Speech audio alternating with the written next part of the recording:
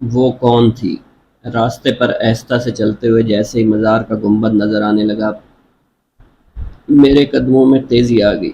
مزار جس کا ذکر میں کر رہا ہوں بہت بڑے رقبے پر پھیلا ہوا تھا، جس میں اس کی مرکزی عمارت، جس میں کسی بزرگ کی قبر شریف تھی تو مختصر، مگر اس کا احاطہ بہت بڑا تھا۔ سرخ اینٹوں سے بنا ہوا تھا، کچھ حصہ بالکل کچا بھی تھا جس پر کچھ خستہ حال قبریں موجود تھی جو نہ جانے کن کی تھی۔ کچھ حصے پر جا بجا پرانے برگد، پیپل اور نہ جانے کون کون سے قدیم درخت تھے۔ مزار شریف ہمارے علاقے کے لوگوں کے مطابق کسی بہت بڑے بزرگ کا تھا۔ اس مزار پر صبح سے رات تک لوگوں کا ہجوم رہتا تھا۔ بے اولاد جوڑے اولاد کی منتیں مانگتے، منت جو کہ عموماً پوری ہو ہی جاتی تھی تو چڑھاوے چڑھانے والوں کا تاپ تاپ بندھا رہتا تھا۔ کوئی اپنی بیٹی کی شادی کی منت مانگتا تو شادی ہونے پر باقاعدہ عروسی لباس تک میں دلہن منت پوری کرنے آتی تھی۔ مگر مزار اپنی جس خصوصیت کے لیے بے حد مشہور تھا وہ آسیب زدہ لوگوں کا علاج تھا۔ دور دور سے لوگ اپنے آسیب زدہ بیٹے بیٹیوں کے علاج کے لیے مزار شریف آتے اور یہیں پر رہ جاتے اور اپنے مکمل صحت مند مریضوں کو لے کر واپس جاتے۔ مزار کے احاطہ میں نے بارہا اپنی آنکھوں سے نوجوان آسیب زدہ لڑکے لڑکیوں کو اس طرح مسلسل کلہ بازیاں کھاتے دیکھا تھا جو عام انسان کر ہی نہیں سکتا تھا۔ میری والدہ کے بقول صاحب مزار آسیب زدہ لوگوں کے اوپر چڑھی بدروح کو اس طرح سزائیں دیتے تھے کہ وہ بیمار کو چھوڑ کر چلا جائے۔ کچھ شدید تپتی سی دھوپ میں ننگے پاؤں الٹا یعنی پاؤں اوپر کر کے ہاتھوں کے بل لڑکے لڑکیاں اس طرح تیزی سے چلتے تھے کہ کوئی کرتب دکھانے والا چلتا ہوگا۔ ان کے ساتھ آنے والے شدید پریشان چہرہ لیے ایک طرف بیٹھے یہ تماشے دیکھتے رہتے۔ ہم یعنی میں اور میرے کچھ دوست اس طرح بالکل نوجوان تھے، ہمارے لیے یہ مناظر بے حد دلکش ہوتے تھے۔ اکثر اوقات کوئی نوجوان آسیب زدہ لڑکا لڑکی مسلسل تہ تکرار کرتا سنائی دیتا، نہیں جاؤں گا، نہیں جاؤں گا۔ میرے والد صاحب ان باتوں کے بے حد خلاف تھے۔ وہ مزاروں پر جانے، منتیں مانگنے، چڑھاوے چڑھانے کے سخت مخالف تھے۔ وہ آسیب کو بھی نہیں مانتے تھے، یہ سب ذہنی بیماریوں کی اقسام ہیں۔ وہ یہ بھی پسند نہیں کرتے تھے کہ میں یا میری امی کبھی مزار پر جائیں۔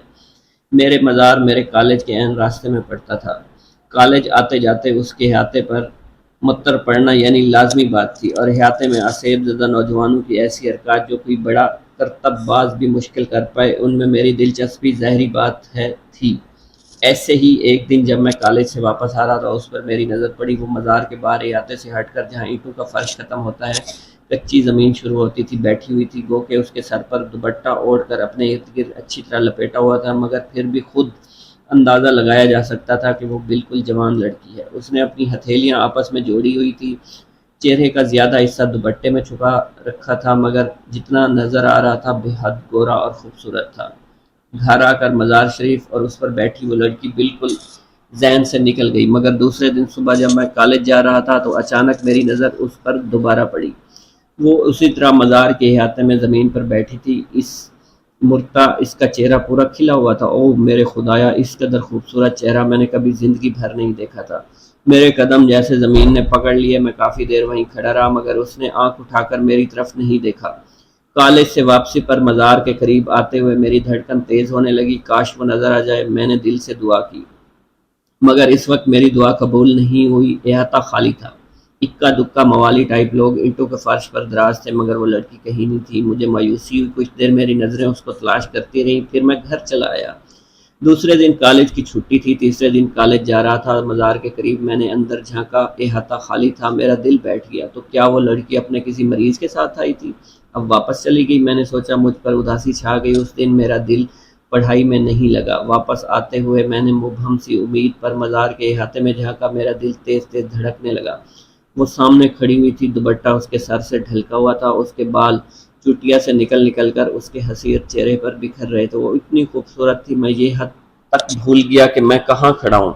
اس وقت میں نے اپنی آنکھیں اٹھا کر دیکھا، اف، اس کی آنکھیں گہری سیاہ مگر اس قدر اداس، شاید یہ جس کے ساتھ آئی تھی وہ بہت بیمار ہے۔ میں نے سوچا، جیسے کہ میں نے شروع میں کہا تھا، لوگ دور دور سے اپنے مریضوں کو لے کر اس مزار پر آتے تھے، اور جن کے لیے روز آنا جانا ممکن نہیں ہوتا تھا وہ یہیں رہ جاتے۔ مزار کے وقت میدان میں بے شمار چارپائیاں موجود تھی جن پر عموماً اس طرح کے لوگ راتوں کو جیسے تیسے گزارا کر لیتے تھے اور دن بھر مزار پر گزارتے۔ مزار پر روز آ کر ہونے والے لنگر کی وجہ سے کھانے کا مسئلہ نہیں تھا۔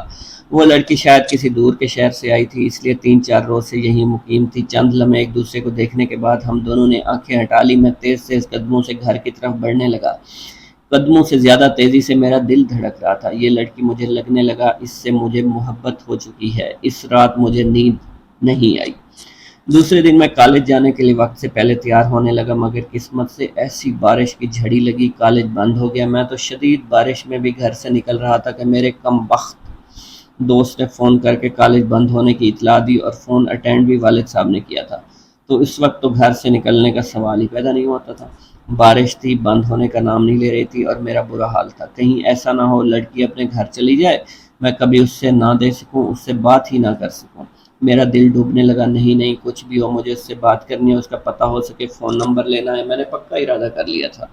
شام تک میرا صبر جواب دے گیا اور میں دبے پاؤں گھر سے نکل آیا۔ صبح سے تیز بارش اب بوندا باندی میں تبدیل ہو گئی تھی، مگر تیز سردی اور ٹھنڈی ہواؤں کی وجہ سے سڑکیں سنسان پڑی ہوئی تھی۔ میں نے تیز قدموں سے راستہ عبور کیا۔ مزار تقریباً اندھیرے میں ڈوبا ہوا تھا۔ لائٹ گئی ہونے کی وجہ سے گنتی کے چند چراغ جل رہے تھے، ورنہ تو اس قدر چراغاں ہوتا تھا کہ رات کو بھی دن محسوس ہوتا تھا۔ میں نے اندر نظر ڈالی۔ کچی زمین بارش کے پانی کی وجہ سے کیچڑ بنی ہوئی تھی، سرخ اینٹوں کا فرش دور تک خالی تھا۔ میرا دل بیٹھنے لگے۔ ایک امید کے طور پر میں مزار کے عقب کی طرف گیا، جہاں بڑے سے میدان میں دور سے آنے والے لوگوں کے لیے چارپائیاں پڑی ہوتی تھیں۔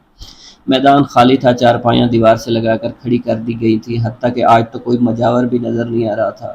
میرا دل رونے کو چاہنے لگا تو گویا وہ چلی گئی، وہ واپس چلی گئی۔ میں اس سے نہ مل سکا، نہ ہی بات کر سکا۔ رنج سے میرا برا حال تھا۔ مرے ہوئے قدموں سے میں مزار سے نکلنے لگا۔ میری نظر مزار شریف کی عمارت پر پڑی، مرکزی عمارت جس میں قبر شریف موجود تھی۔ میرے دل میں خواہش جاگی، چلو آج فاتحہ ہی پڑھ لوں۔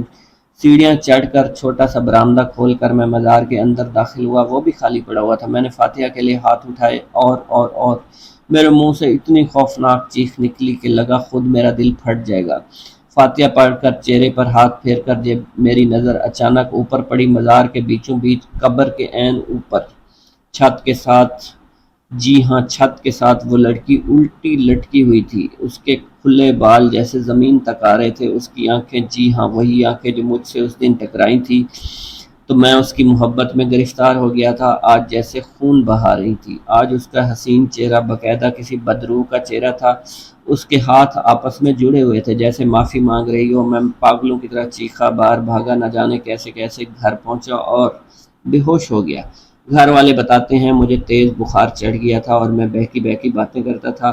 نہ جانے کتنے دنوں میں جا کر میں ٹھیک ہو سکا اور میں نے دوبارہ کالج جانا شروع کر دیا۔ مگر ایک بات ہے، راستے سے گزرتے ہوئے میں نے دوبارہ کبھی مزار کی طرف نگاہ نہیں اٹھائی تھی۔ اللہ تعالیٰ سب کی مشکلیں آسان فرمائے۔